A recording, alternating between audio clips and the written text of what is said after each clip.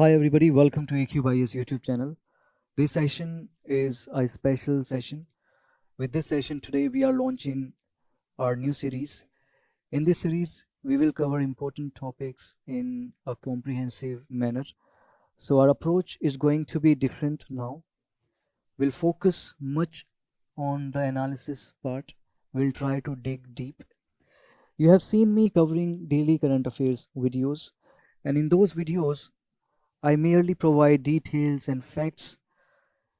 But in this series, my role is going to be different because in this series, we'll try to cover topics in much more profound and overarching manner. So, this is going to be our approach.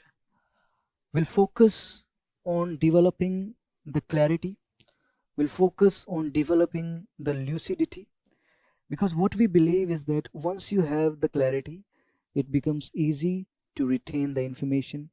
You can easily form the structure in your mind. You can easily recall the content.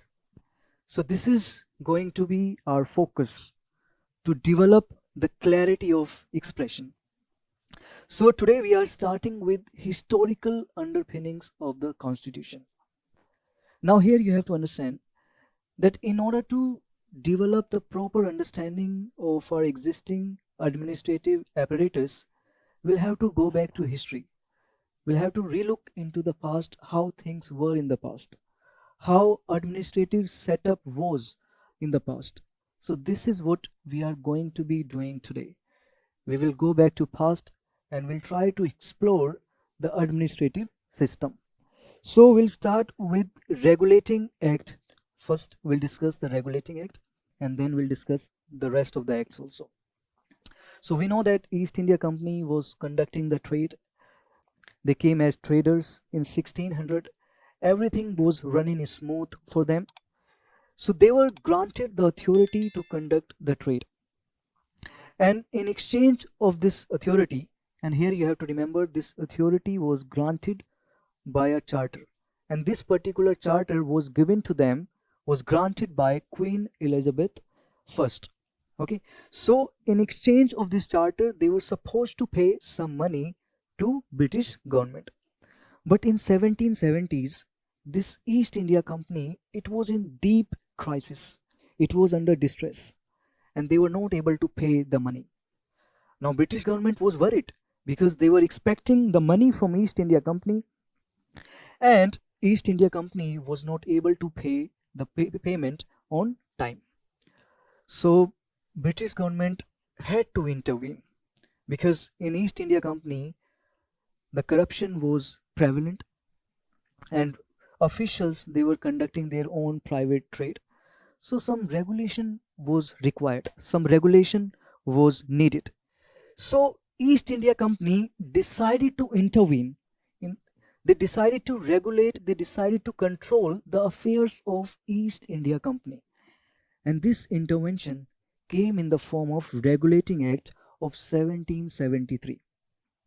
So this Regulating Act of 1773, it was the first step towards the central administration in our country.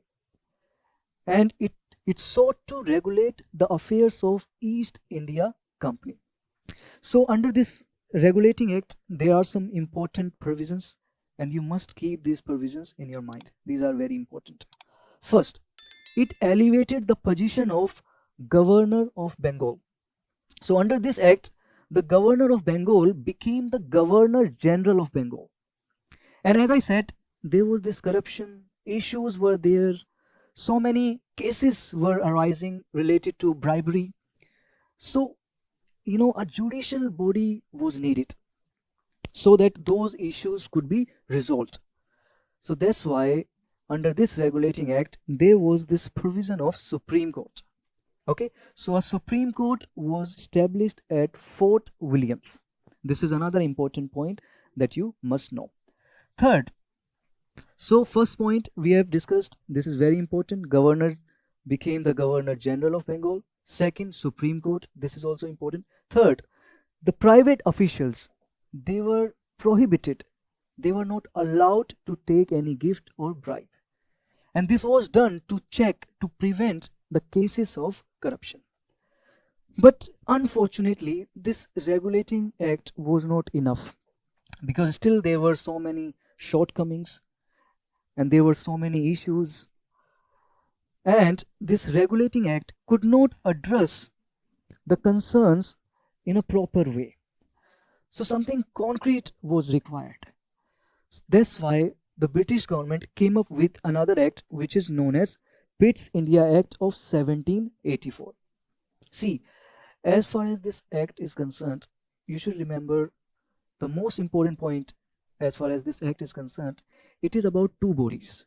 One is Board of Control, another one is Court of Directors.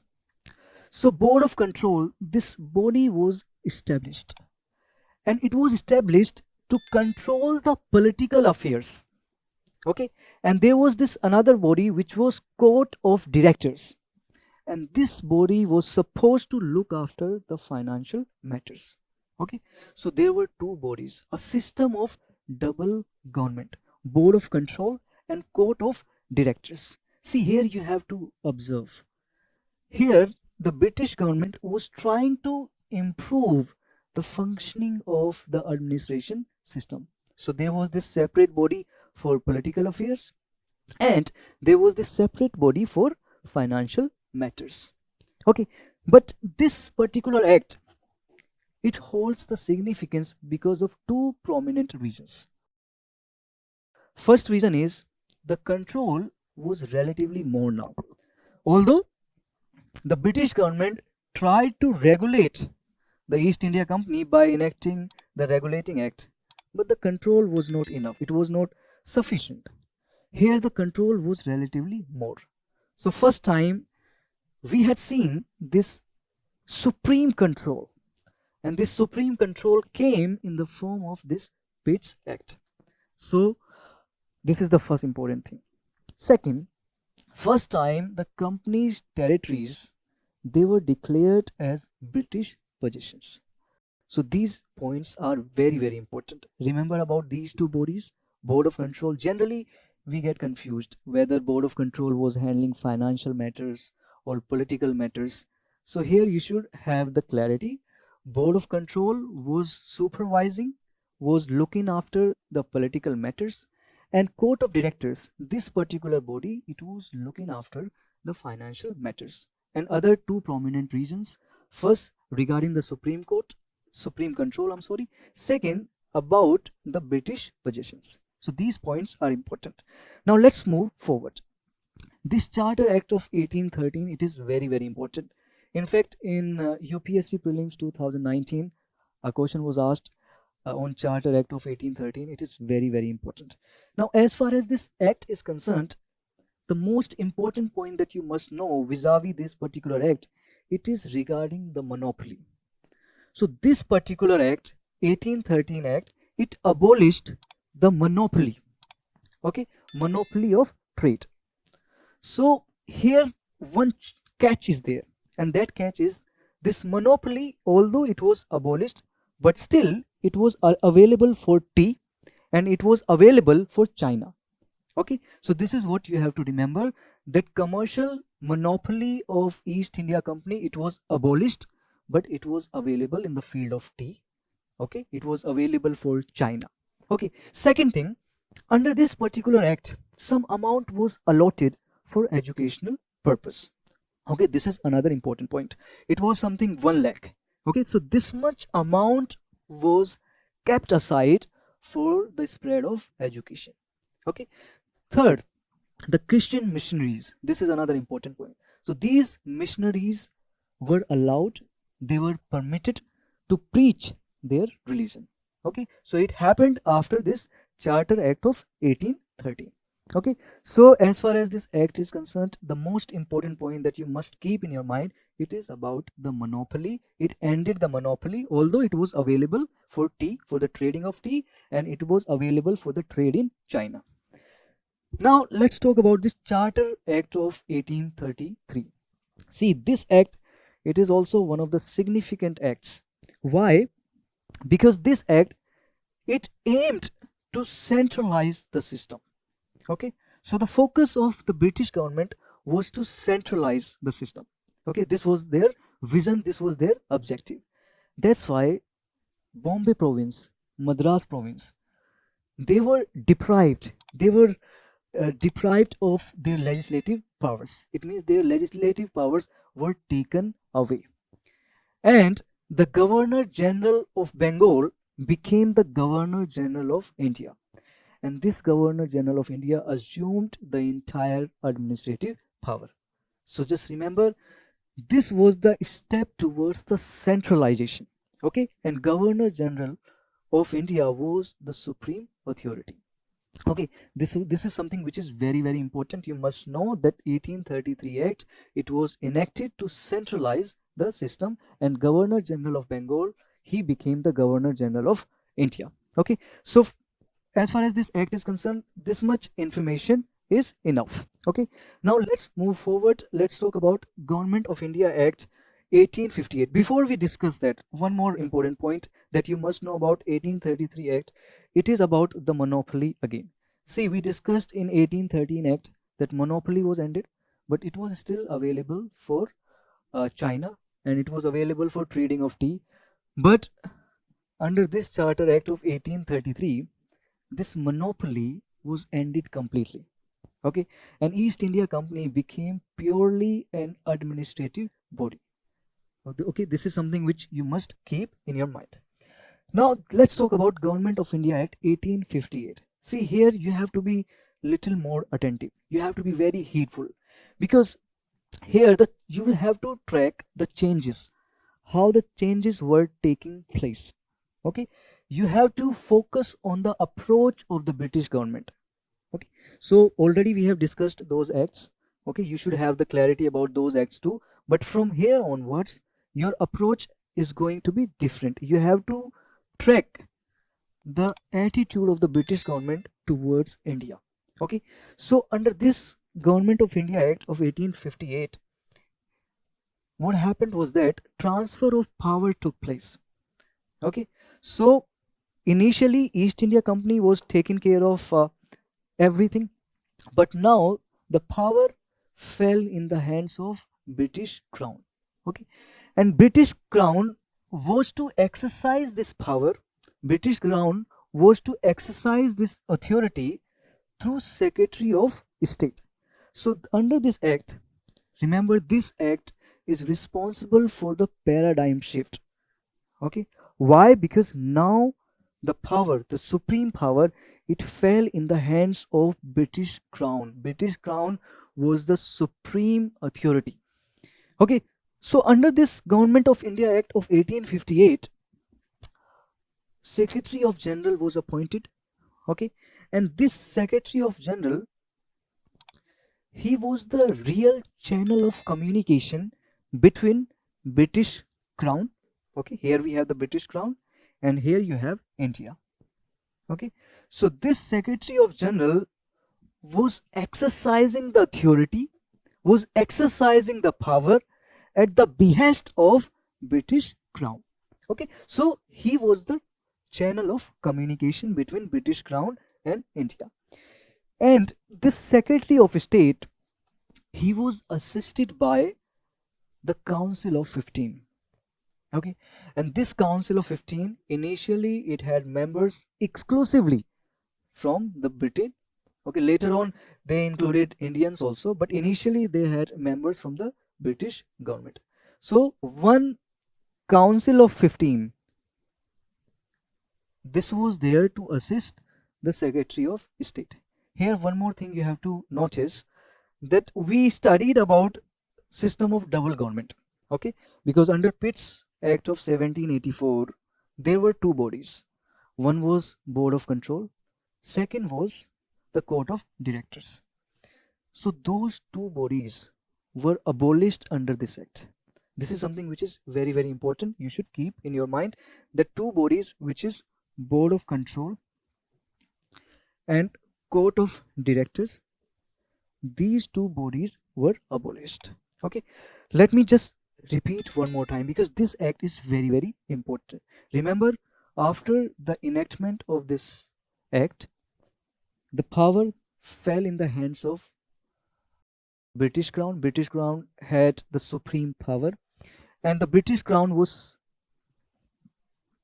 actually assisted by the Secretary of State. It means Secretary of State was supposed to exercise the power on the behalf of British Crown. He was the real channel of communication between British Crown and India. This Secretary of State was assisted by the Council of 15. Okay, and remember about this system of double government. So this system of double government was also abolished under this act, which is Government of India Act of 1858. And this act, it is also known as the Act of Good Government for India. Okay, this is another actually name which is used by the political experts. Now let's move forward. Let's talk about Indian Council Act of 1861. Now, as I said earlier, that after 1858 Act, you have to focus on the approach of the British government. So if you see, under 1858 Act, there wasn't any element of representation. There wasn't any element of responsible government. Public opinion was not taken into consideration.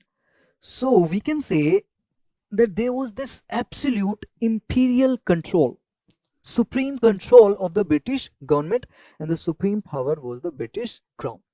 Okay, so this is something which can be observed clearly, explicitly. But now when we study these further acts, we'll see the changes, we'll see the substantial changes in the strategy, in the attitude of the British government. And this happened in Indian Councils Act of 1861.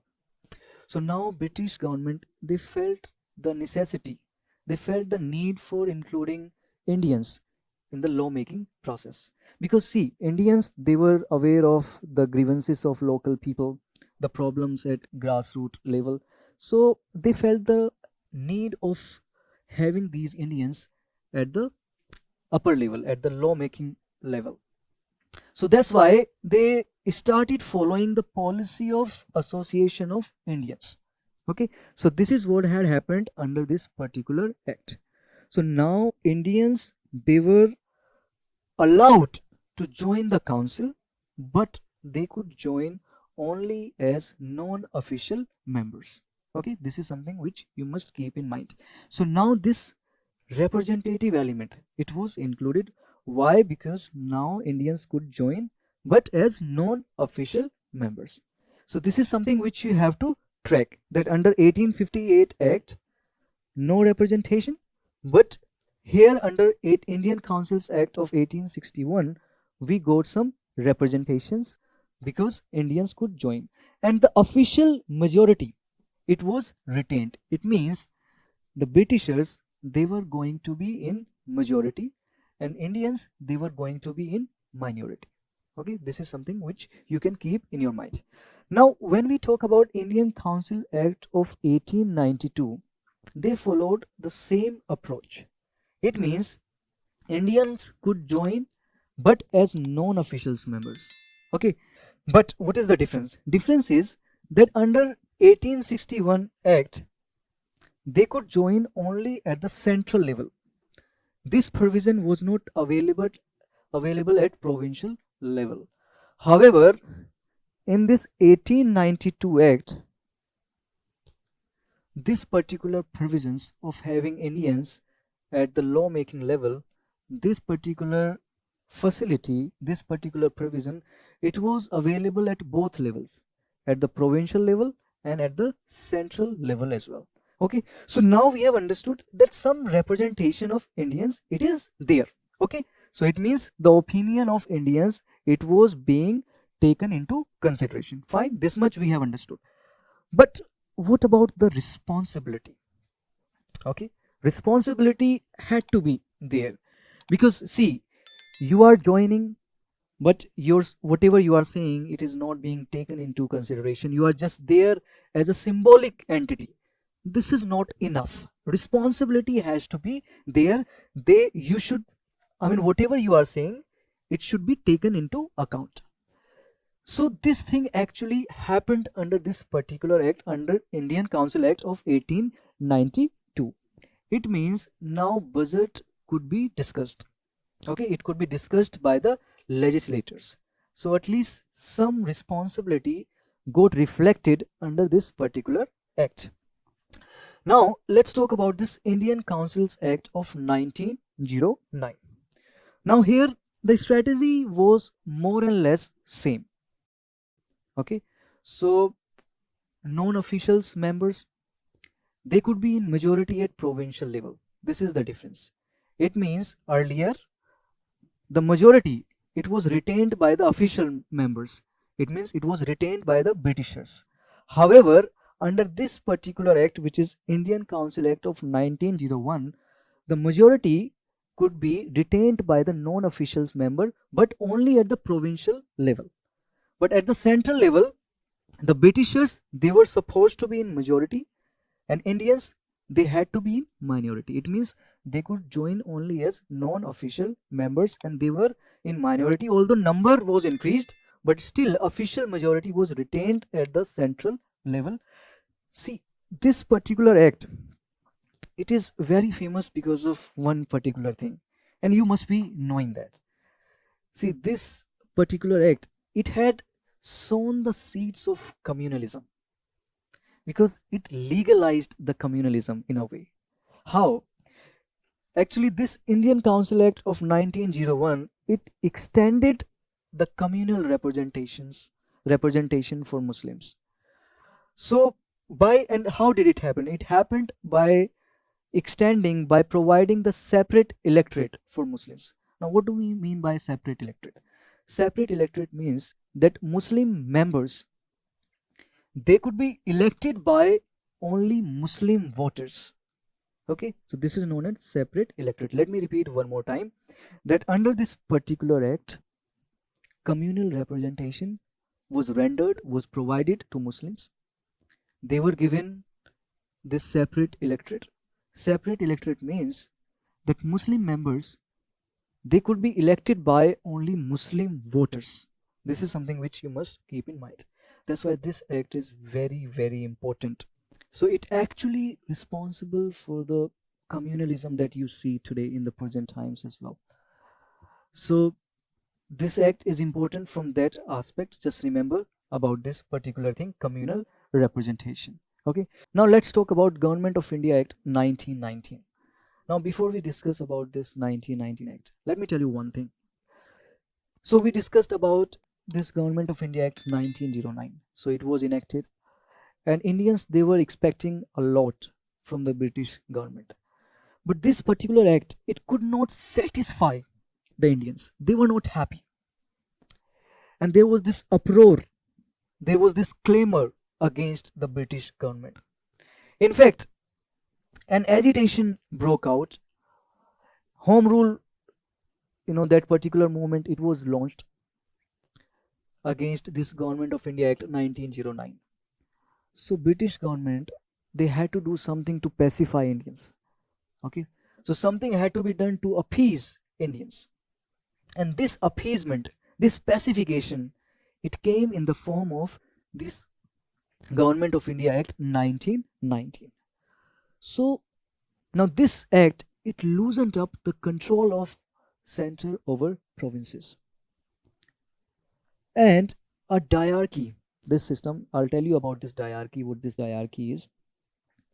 This particular diarchy, it was introduced at provincial level. Now let's try to understand what this diarchy is. So this is the arrangement under which the subjects of administration, these subjects were divided into two parts. One is transferred, another one is reserved. Okay, let me just repeat one more time to actually clarify what I'm saying. So this Government of India Act, it came as a way to pacify Indians. So this act, it loosened the control of center over provinces. So diarchy was introduced at the provincial level. Now what do we mean by diarchy? Diarchy is an arrangement of administration under which subjects were divided into two parts. Subjects of administration, transferred subjects and reserved subjects. Now these transferred subjects, these were administered by the governor with the aid and advice of ministers. And these ministers were responsible to the government. Okay, so here we are talking about the transferred subjects. It means some responsibility is there, responsibility towards the legislature. Second, the reserved subjects. So these subjects were administered by the governor without any responsibility towards the legislature.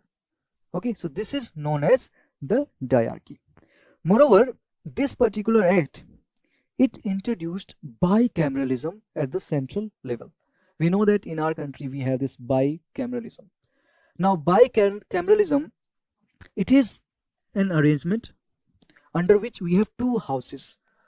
One is upper house, second is lower house. Like in present times, we know we have lower house, which is Lok Sabha, and we have upper house, which is Rajya Sabha.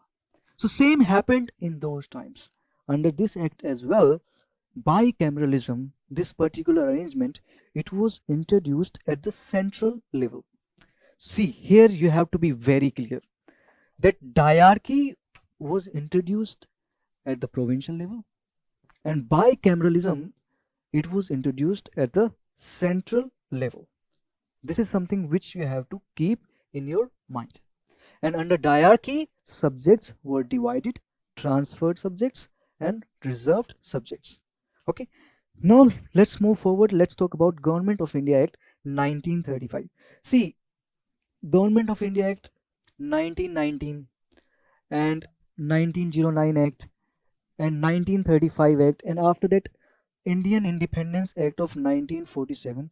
We'll discuss these acts again in the next session, in the evolution actually, because see, this is historical underpinnings of Indian Constitution. We are discussing, the acts which laid the foundation of the administrative system that we see today. But in the evolution chapter, we'll again discuss these acts comprehensively. 1909 Act, 1919 Act, 1935 Act, and 1947 Act. But for the continuity, you should keep in your mind that this diarchy system, it was abolished under 1935 Act. Okay, and this bicameralism that we have discussed under this Government of India Act of 1990, it was extended to some provinces as well. It was 6 provinces perhaps out of 11. So this bicameralism, it was extended, and this diarchy, remember, it was abolished at the provincial level, and under 1935 Act, this diarchy was introduced. This was the provision. Although this wasn't introduced, it never came into effect. But this diarchy system, it had the provision of diarchy at the central level. Although it did not happen, you have to keep in your mind. Okay. Second thing, there was this provision of All India Federation. Under this particular act, there was a provision of All India Federation, and this federation, it would consist of provinces and princely estates. And remember, this All India Federation, it never came into being. Okay, so diarchy, it could not come into effect at the central level, and this All India Federation was also, it never came into being. And some other important provisions, like there was a provision for Reserve Bank of India, for the establishment of Reserve Bank of India. Okay, there was this provision of federal court, the federal court that we know today, Supreme Court. This provision, it was provided by the Government of India Act 1935. Then Indian Independence Act of 1947. Okay, there was the provision of 2 dominions, India and Pakistan. Under this, it ended the British rule, this particular act, and it provided for 2 dominions, India and Pakistan. Okay, and it had the provision for the constituent assemblies. Okay, and those constituent assemblies, they could frame their own constitutions, they could legislate in their own respective areas. Okay, princely states, they could either join India, Pakistan, or they could remain independent. All these provisions, under Indian Independence Act of 1947 we'll discuss in next session, which is evolution of the constitution. Okay, so we'll discuss all these things comprehensively, but for now you have to know that we have discussed all these acts. Okay, so see, the focus was to develop the clarity. I hope I must have done that. This is what I'm expecting. So today we have covered, let's go from the beginning. Regulating Act we have covered. Regulating Act, then Pitts Act of 1784, okay, Charter Act of 1813, and then Charter Act of 1833, Government of India Act of 1858, then Indian Councils Act of 1861, Indian Councils Act of 1892, then Indian Councils Act of 1909, 1919, 1935, 1947. Again, we'll discuss all these important acts. Okay, so if you have found this lecture useful, if you have found it helpful, then you can subscribe our YouTube channel for more such videos. And if you have any suggestions, then you can mention in the comment section. So that's all for today's session. I'll see you in the next session soon. Bye bye. Thank you very much. Take care.